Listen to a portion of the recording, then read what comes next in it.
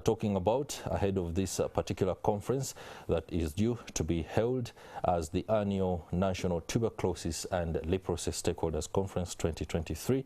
The theme will be Advancing Science, Finance, Innovation for Accelerated TB and Leprosy Response to Urgently End the TB Epidemic and Achieve Zero Leprosy in Uganda. I have with me two guests who will be helping us with a perspective on this particular disease, the latest interventions and everything from the Ministry of Health and other stakeholders that are ensuring that everything is attended to as and when it is supposed to. I'm Chris Higenyi, and a very warm welcome once again.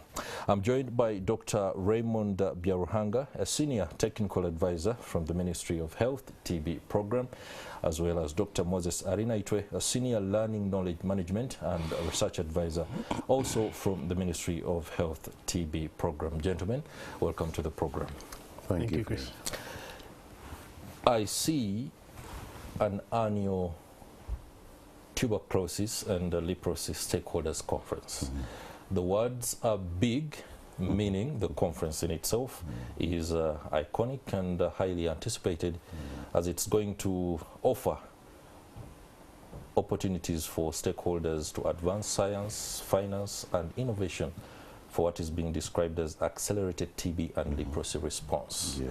Response could be response alone, but when I hear the word accelerated, it also points to the fact that something needs to be done to address a particular burden that the country is facing. Allow me go to Dr. Raymond Byaruhanga first to take us through the thrust of this conference. Thank you very much, Chris. Good morning once again, our viewers and listeners out there.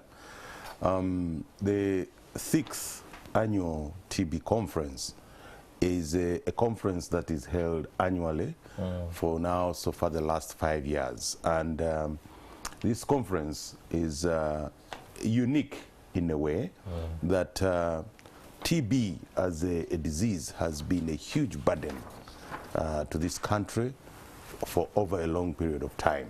The statistics, my brother will go through them in the course of the day. But we are going to be presenting to our stakeholders what our performance has been in the last year. As a national TB program, we have the National Strategic Plan for TB and Leprosy. That's right. And we are currently now in our 3rd year. And annually, every year, we got to get back to our stakeholders and present our accountability to them, and for them to give us feedback and tell us where have we gone astray, where do we need to come back. That's right. But most importantly, it's this during this conference, as you have said, Chris, in the theme, we are more presenting what is science. What science is in TB that we really need to look at. What are those innovations that we need to look at? But above all, to be able to achieve the targets that we set out to achieve, both in our country, but also the commitments that we went out to tell the United Nations and the world over, is we need to look at financing. What is the financing for the TB response to end TB by 2030? Because our objective at the end of the day is we want to see TB reduced to almost zero new infections by 2030, as well as leprosy. Yeah, thank you. Okay. Reducing TB by 2030, that's to the outsider who is not privy to the interventions that are being made, appears like a long shot. But you're the experts, and I'm sure there's a lot that you're going to reveal with regard to that. Now, I see a lot of technical aspects, NTLP performance. I see the UNHLM 2023 targets. You're already in 2023. Dr. Arinaitwe, what are these things? So we, as a program, we are, and globally, TB is the leading infectious disease killer. Apart from COVID, when COVID came, TB was literally the wiping out people. And in Uganda, until last year, we were having about 30 deaths daily from TB. You tell me which rebel group does that here. Or anywhere in the world. 30 people consistently every day, with about 200 or so new infections every day. So globally, because this is a disease of the poor, it affects really, and about 50% in Uganda, 50% of households have their livelihood literally razed to the ground from the TB experience. The global community came together and said we need to end TB, and it requires the highest political mandate. That is when in 2018 the UN high-level meeting had a declaration on TB, and they had ambitious targets, and what they wanted to do was to mobilize sufficient resources, half the mortalities, find as many people with TB as possible and put them on treatment, prevent those people who are exposed or at risk of getting TB from getting it. And so they gave about a 5-year period, 2018 to 2023, to achieve these targets. And for Uganda, we managed to achieve at least 2/3 of our targets. Okay. Yes, we were supposed to find a particular number of TB cases, and if I could just give you specifics, we were supposed to find about 380,000 patients with TB, or people with TB. We were able to find almost all of them, 360,000, and then we were supposed to detect TB in about 45,000 children. That we exceeded. We found in about 46,000 over the 5-year period.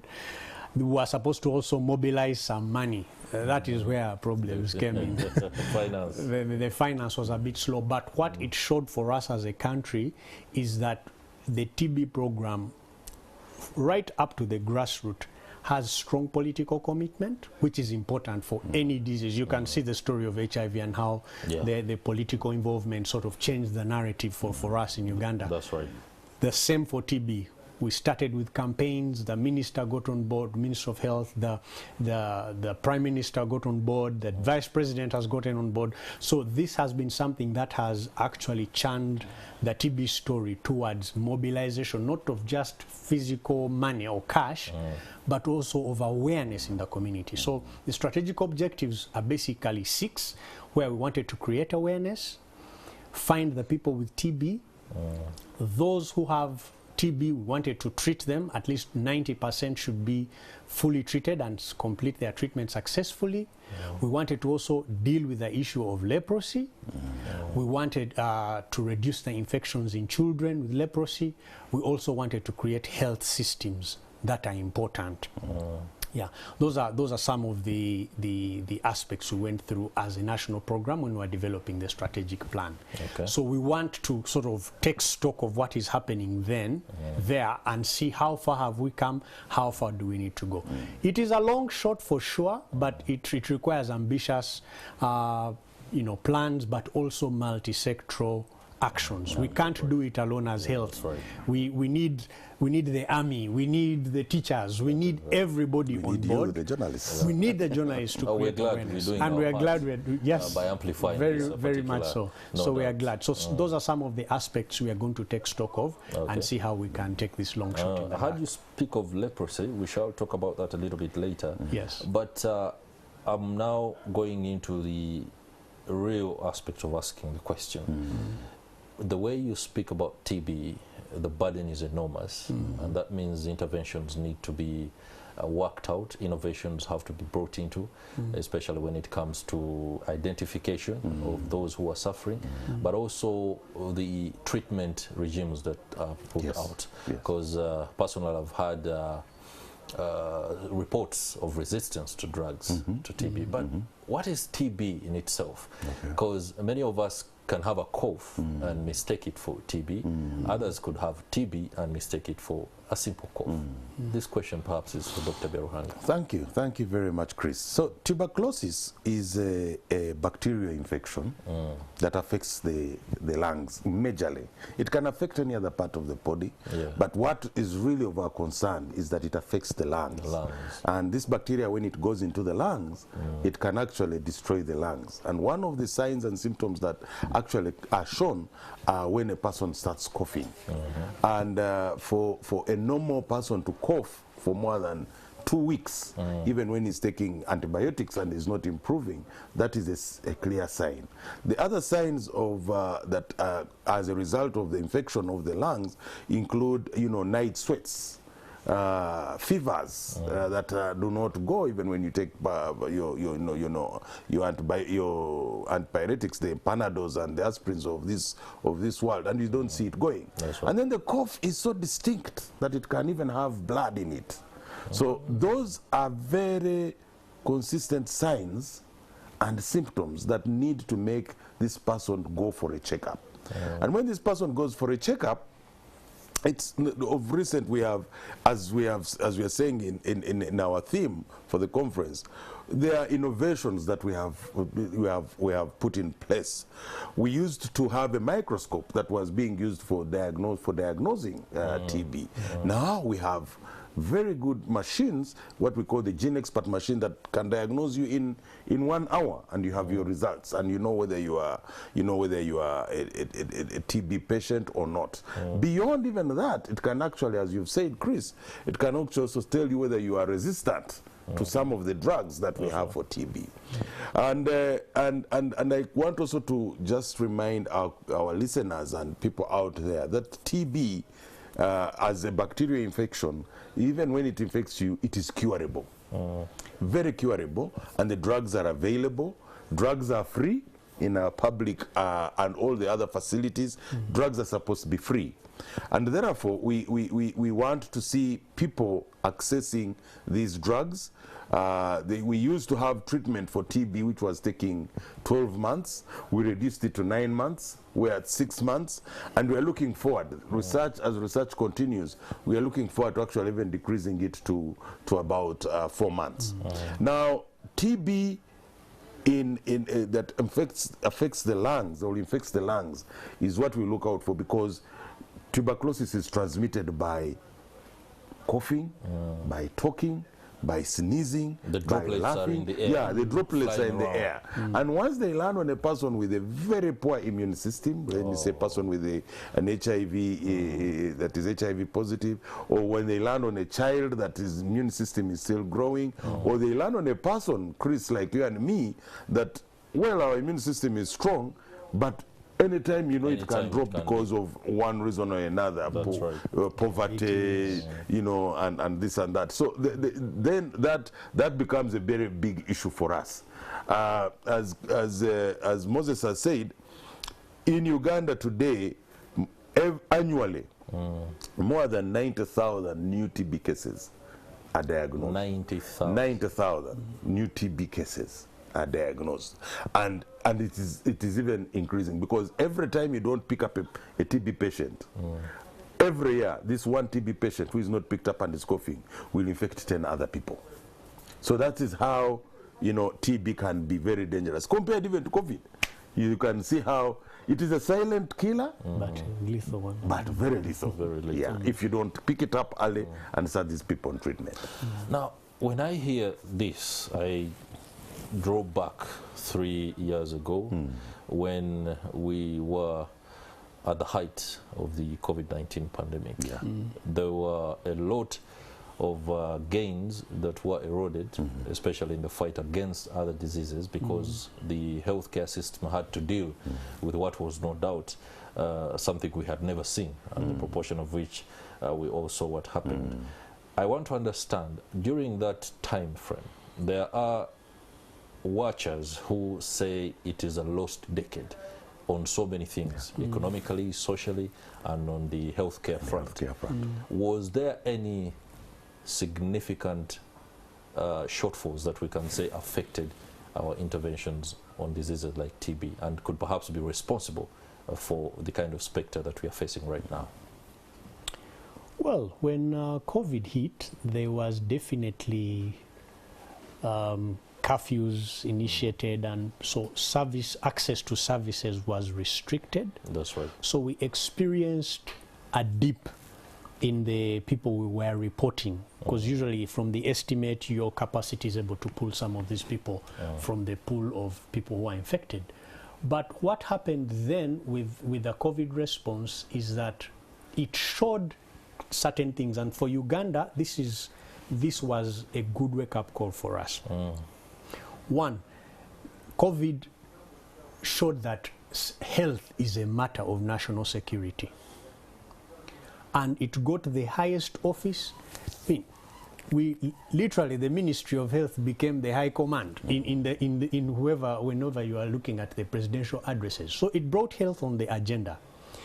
Two, we sat down with the different stakeholders and said, how do we gain back these gains? What had happened was we were not accessing services because of curfew. People were not getting their medicines. So that the diagnostic services in terms of outreaches and people coming to health facilities for symptoms was restricted. So we experienced a shortfall, maybe of about 4,000 or so patients in the normal number of people we were reporting every year. And we said, how do we get these people back? So we did what was called the catch-up campaign. So we said we are going out to find these people in the community. And we found that with Uganda, our public health, grassroots village health workers are quite robust. And with slight motivation, they can work wonders. So we went into the community, because that is where we found TB actually is. If you wait for people to come to the health facility, they first go to the private. Almost 60% of people first go to a drug shop somewhere when they feel symptoms of TB. So we said, let us go where the people are. When we did that, we experienced a surge in these numbers. When we did the first campaigns, we were overwhelmed. And I can assure you, Chris, if 2 people gave you their sputum from each village in Uganda, the system would have a challenge with getting and processing these samples. So we realized people are there, they are willing to come, but now we need to expand.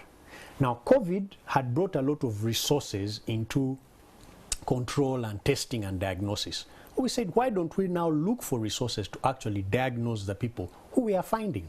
So we expanded our Gene Expert diagnostic network. We are making progress, but currently we have about 300 machines, and the larger hospitals have about a 16-module machine. The lower ones have 4-module machines. They're able to pick this in real time and give a diagnosis rapidly. Whereas they will tell you, come back after 2 days, the person is sick, they don't come back. Now we're able to do that. Then we had a mobile system with the borders, a hub network. So they would pick samples. So rather than moving patients, we began to move samples. So go to the community, pick samples, take them to the Gene Expert site, diagnose. So although the problem was big and we had taken a couple of steps back, we were able to accelerate our efforts. And over the last 2 years, we've actually exceeded the expectations of the numbers we hoped to find. So we feel we are now in clearing the backlog, but the people we expected this year, we have found. And that is one of Uganda's success stories, that with the limited funding of about $25 million, $30 million, we were able to more than exceed the numbers that were estimated to have. And now we are making progress on how do we maintain those gains. However, for just to give you, in spite of the challenges with COVID, we did not drop in our treatment success for people who are already on treatment. So that we were able to achieve.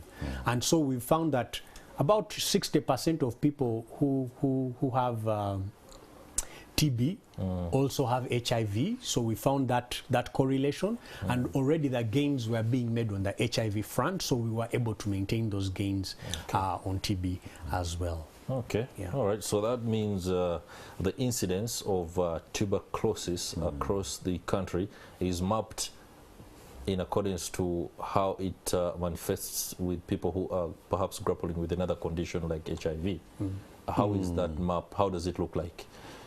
Most affected areas and most affected sections of the population. Okay, thank you, Chris. I'll just quickly say that there is a bit of misconception that that HIV and TB will always go together. But I'll give you a simple statistic. The statistic is that today, sometime back, maybe let me say 5 years ago, the HIV-TB co-infection, those who were both HIV positive and TB co-infected, was about 40–45%. Today, as a result of the innovations that we are going to talk about, or the innovations that we are going to present during the conference, we've seen a decline in the co-infection rates between those that are TB, HIV co-infected. It has decreased to about 30%. And that means that for every HIV positive person that is TB infected, every TB patient that is infected, only 30% of them are HIV positive. And that misconception needs to be taken clearly, because the information out there is that when you want to diagnose TB, many people will think that once I'm diagnosed with TB, then I'm HIV positive. 70% of the TB patients that we have are not. And that is a big number. And people need to, and you know, as a result of that, then people come out to get the services and are cured and get better. So in answering your question, we don't map where the high, where there are high HIV cases, patients, we will definitely make sure that our services are robust in terms of screening for TB, because we don't want to miss any person. Number two, TB has been one, as Moses has said, TB has been one of the diseases that has caused a huge mortality or death to the HIV positive people. But as a result of the campaign that we had in 2018 again, when we are thinking around how do we end TB, we started a campaign of making sure that we provide TB preventive treatment to every HIV positive person. And that was a UN high-level meeting target that we had in 2018. But by 2020, when the targets we needed to report on by 2023, but by 2020, we had covered all the HIV positive people with the TB preventive therapy. Those that needed the TB preventive therapy. Those that needed treatment, we started them on treatment. And as a result of that, we have also started seeing a decline in mortality of HIV positive people due to TB. So those innovations have actually improved service delivery, but have also improved in terms of reducing stigma and the rest. And we want to continue to appeal to our people that TB, HIV co-infection, as it decreases, we need to see more people coming out for testing, so that if they have the TB germ, they are treated. If they don't have it, they get TB preventive treatment, so that it prevents them from getting tuberculosis. Perhaps it would also do us justice to understand how vulnerable is a person who has HIV to TB. Okay. That one is for Dr. Renaitre. So it depends on the stage of HIV you are looking at, because this bacterium, or mycobacterium as they call it, Mycobacterium tuberculosis, it goes through the different barriers. And so once it passes through the nose, and by the way, the droplets of TB are so fine that they can remain suspended in the air. For how long? A couple of hours, actually. So if you have crowded spaces and these aerosols are being transmitted, they stay. So overcrowded schools, prisons, places like that which have that density, the transmission happens more frequently. So we are thinking about living conditions of this person, their environment. Does it put them at risk? Then we are looking at their level of immunity, because with HIV, depending on your level of CD4, if you have advanced disease, HIV, then the immunity is much lower. So they are vulnerable on many levels. The environmental factors, then the personal immunity factors. But if somebody who is HIV positive is diagnosed and started on treatment, and their CD4 is stable, they are almost as vulnerable as someone who has normal immunity. That's right. And it also depends on the loading dose of the person who was infected. So that is why we try, as soon as someone diagnosed with TB is put on treatment, within 2 weeks, they are no longer infectious. Okay. Yeah. Dr. Arina Itre and Dr. Biaruhanga, we're going to have to go for a short break. We shall return and thresh out issues, especially to help us understand the real innovative measures that are being undertaken to address the TB burden, but also talk about leprosy so that we can understand, because the conference will be tackling tuberculosis and leprosy. Yeah. And of course, just a reminder that you are watching a special program that we are discussing, advancing science, finance and innovation for accelerated TB and leprosy response to urgently end the TB epidemic and achieve zero leprosy in Uganda, ahead of the 6th annual conference on tuberculosis and leprosy, which is beginning tomorrow at the Imperial Resort Beach Hotel in Entebbe. Do stay with us. We'll be right back.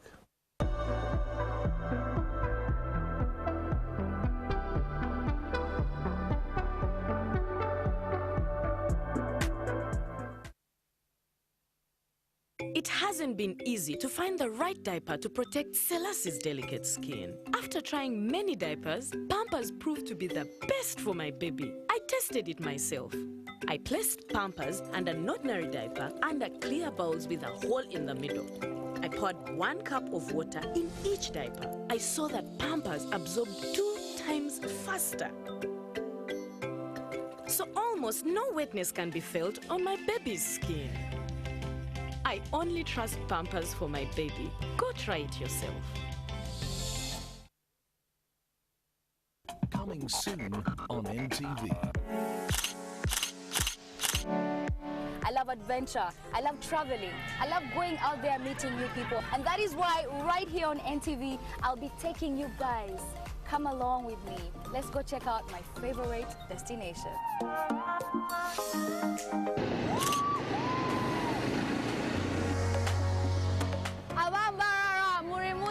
Right now, I'm on my way to meet some beautiful creatures.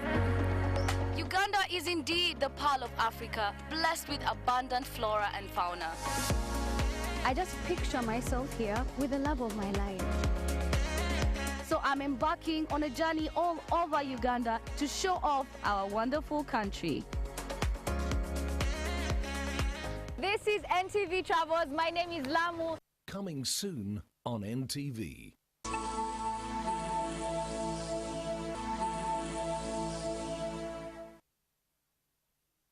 On the next episode is brought to you by Rock Boom. Feel the positive energy. On the next episode. Oh, it's so hot. A shower would be nice. Julia, wouldn't it be better if you sat on an ice block, as it would help ease body heat? Oh, the things you say, Fernanda. Oh well, I'll take advantage of this chance to tell you that Julia's going to help me prepare in case Octavio becomes the next mayor. Really? Fernanda, what do you think? Laddie, I suggest that you just be who you truly are. Because the people like you and respect you the way you are. And besides, the people in Ichamal are so simple, and I believe it won't look good if you would change yourself.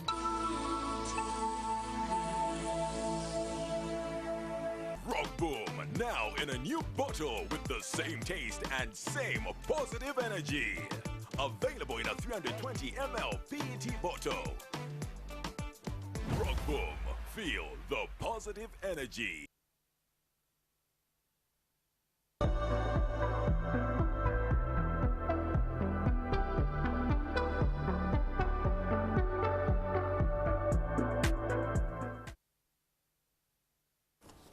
Welcome back. We're glad you're still with us. You're watching a special program where we are talking about the incidence of tuberculosis and the leprosy across the country ahead of the annual tuberculosis and leprosy conference that is due to begin tomorrow and will go until the 8th of December. That is at the Imperial Resort Beach Hotel in Entebbe.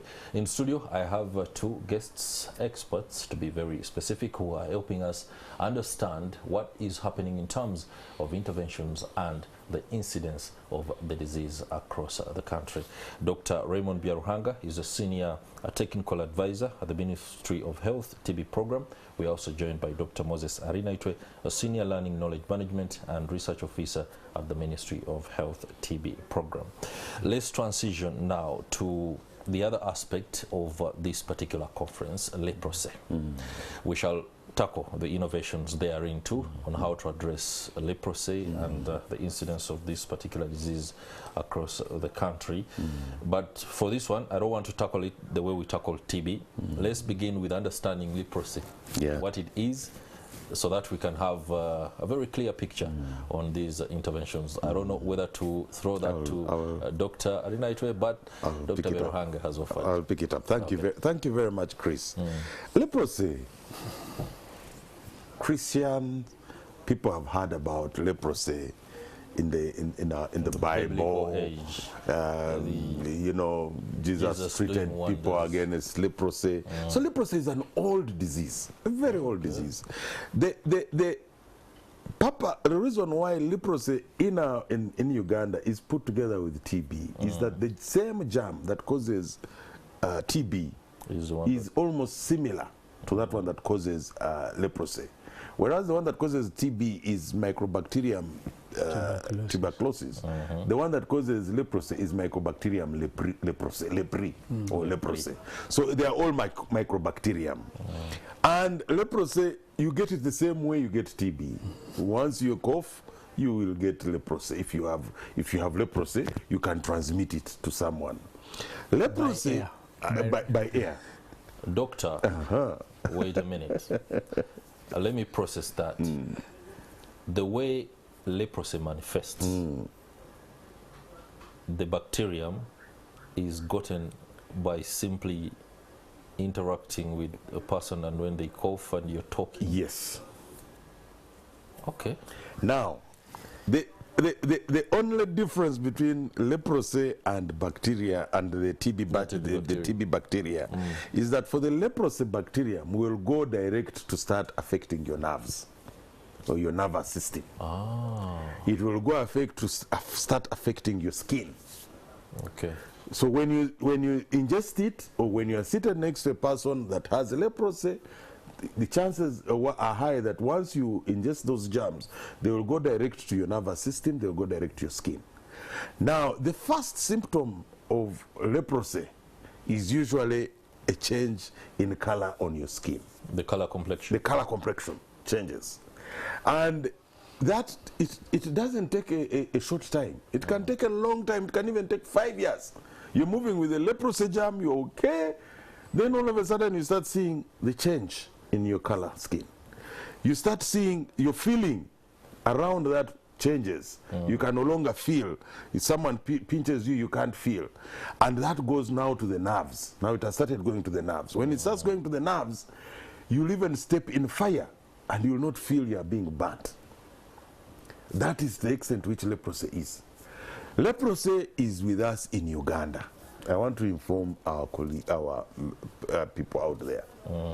Leprosy, we are still seeing a lot of leprosy cases in some of the regions in Uganda. In West Nile, for example. And my brother here, Moses, has the statistics. We're seeing a lot of leprosy cases in West Nile. Particularly in some of the districts in West Nile, like Terego. There is a lot of leprosy. In the central region, in the Busoga region, we see a lot of leprosy cases.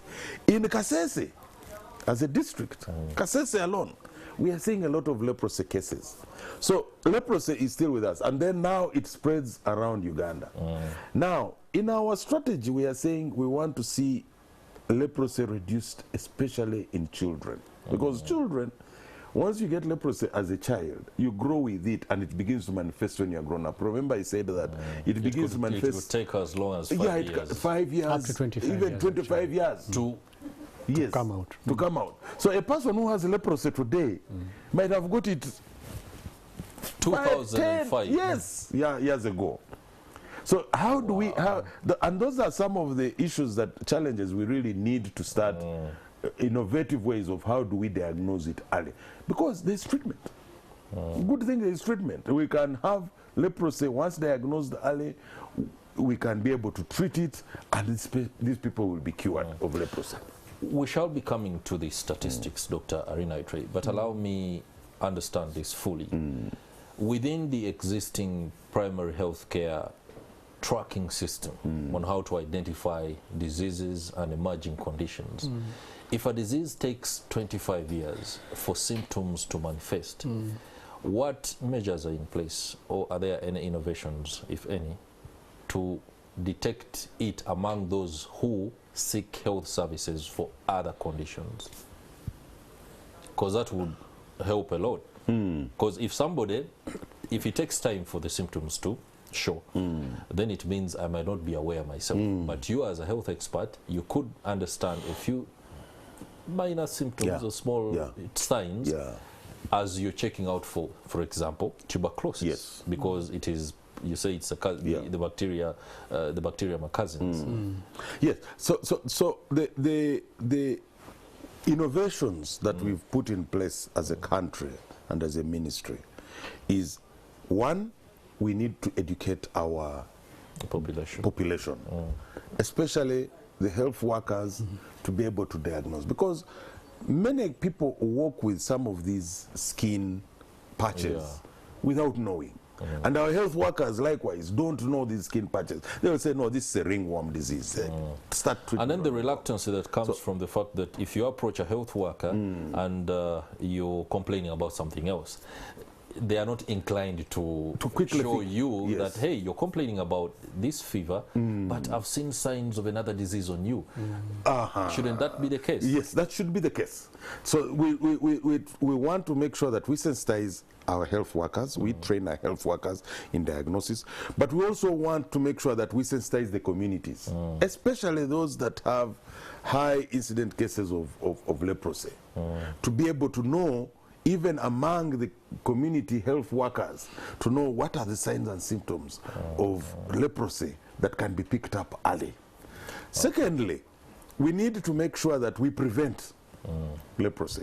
Prevention is better than cure. That's right. So at the earliest possible time, at the time this patient got it in 2005, how many contacts has this patient been with? Can we begin to... That's a staggering number. Yes. So can we begin to, as early as possible, once we diagnose a leprosy patient, the way we diagnose a TB patient, the way we used to diagnose a COVID patient, how do we go out very quickly to make sure that we do contact tracing of all the people that have been in touch with this person? We are in the process of actually getting leprosy preventive therapy. We are doing a lot of research in leprosy preventive therapy.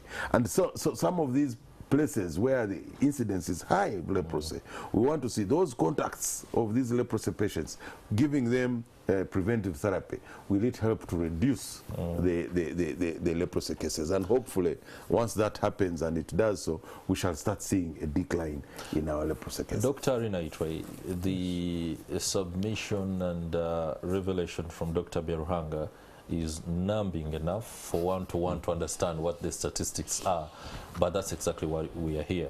When you look at the map, which areas are affected most, what I know is Busoga has these cases. If I may ask this for the advantage of those who might not know the English word leprosy, is it the Bigenge for the for local Uganda land? Bigenge. Bigenge. Okay. Yes, so, well, without trying to stigmatize any district or particular, but we are sharing information. We have seen about 50 districts report leprosy cases every year. So that should tell you leprosy is pretty scattered. We have seen a lot more in the refugee communities. So in West Nile, in Kasese, those are areas where we've reported most of the leprosy. But you can imagine we are reporting about 500 cases of leprosy every year. Okay. That should tell you that even though leprosy is no longer a problem of public health significance, it's not as big as TB. Alarming. No, it's not alarming, but we want to reach zero leprosy. No. What is particularly concerning for us here in Uganda is the children. Because children who are getting symptoms of leprosy show you that the transmission is happening much faster than this 25-year incubation period. At the beginning of our National Strategic Plan in 2020, we were at 8% of all the leprosy cases being children or people being affected by leprosy. We are at 14. We wanted to reduce it to 3%. So either we are diagnosing leprosy more, which is true, but also we are seeing there is ongoing transmission, which we want to arrest. And that is why we are thinking about how do we prevent with these contacts who are known. Leprosy was so forgotten that even some of the schools were no longer training. So you find a doctor and they cannot tell you what leprosy is. We look at a patch, we say it's a birthmark, it's a ringworm, it's some other viral condition. So now we are saying let us be more deliberate. So in our manual we have decided to be more deliberate about it, but also training the grassroots health workers, because a doctor may not be that available for first patient contact, but the lower level health workers, those are the ones we are targeting, because that is where the general population gets to see. So on top of the doctors, we want the grassroots health workers also to be trained. Okay. Yeah. Just there's something I was trying to recall about a treatment center for leprosy in Busoga. Yes. Is it called Buluba? Yes, something like Buluba. That. So what's this center? What is its capacity?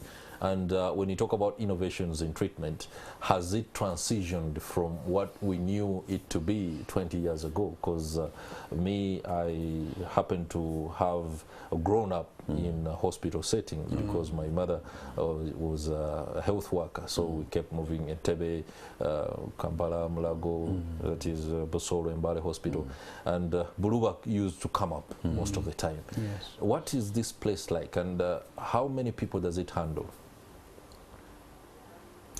So, okay, now is it so bad? It depends on when you were born, because all right. Buluba was the specialist center and to date continues to be the center, but there are no longer sort of leprosy communities around these centers because they have tried to rehabilitate them, and right now Buluba is a specialist training center.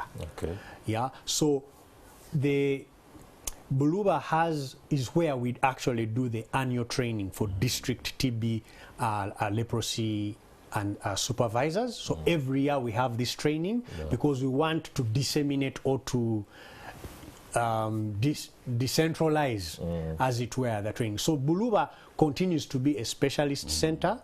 When people who are referred from the community come, they are referred there. But also in northwest Uganda, in the Arua region, we have a center there where we are treating people.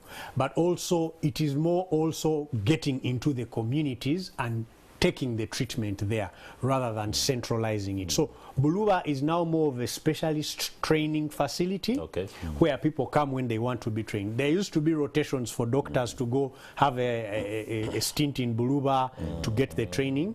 But now it's more of, can we use this as a training center rather than everybody from the entire country comes to Buluba. So people are being treated in their different regions and districts when they come. So medicines are distributed that way as the demand comes rather than everybody coming to Buluba. Okay, gentlemen, this 1 hour cannot allow us thresh out just about everything, including the developments in finance, the science, but also the innovations. The conference will do that tomorrow and the next day. Now, when it comes to the conference itself, how many people are we expecting? Delegates, sizes in Kampala or Uganda tells us about the significance of a particular event. If you're going to sit 70 people together, we might begin to question what you're up to. How many are you expecting? Thank you, Chris. As you've said, and as during the introductions that you've been giving, the conference is slated for tomorrow, starting tomorrow 7th and 8th on Friday, during which definitely will be, as I said, we'll be presenting our accountability as a program to the population and the stakeholders. We will be having a guest of honor as the Minister for Health, Dr. Jane Ruth Acheng, in person, who has been a champion in making sure that we end TB, together with the Right Honorable Prime Minister Nabanja.